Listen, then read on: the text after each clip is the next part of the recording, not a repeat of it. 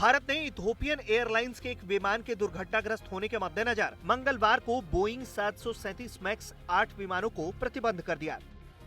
इस बारे में खुद तमाम जानकारी दी है जयंत सिन्हा ने ये तमाम बातें झारखंड के हजारीबाग में कही हैं।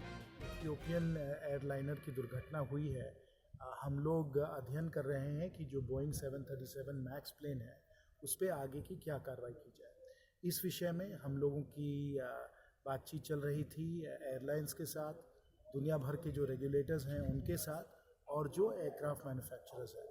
पूरी जांच करके हम लोगों ने कल रात को तय किया कि इन प्लेन्स को हम लोग ग्राउंड कर दें, इनको आगे और उड़ना न दें, और जब इनमें सेफ्टी मॉडिफिकेशन वगैरह जब हो जाएंगे फिर ही इनको हम लोग फिर सर्विस में आने देंगे। तो ये रात को हम लोगों ने निर्णय लिया और आज सुबह तक सब जो फ्लाइट्स चल रही थी उनको कैंसिल कर दिया गया है, उनको ग्राउंड कर दिया।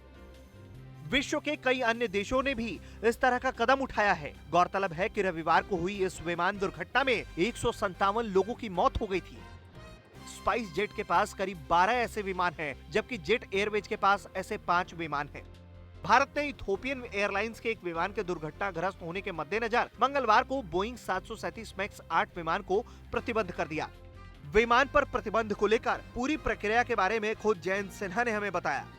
पे हम लोग बहुत ध्यान दे रहे हैं कि पैसेंजर इनकन्वीनियंस ना हो और पैसेंजर्स के लिए जो भी हम लोग सुविधा दे सकते हैं, चाहे वो इन फ्लाइट्स के लिए हो या आगे के दिन जिसमें भाड़े ना बढ़ें और उनको डेस्टिनेशंस में कोई कमी ना महसूस हो, इस पे हम लोगों की कार्रवाई चल रही है।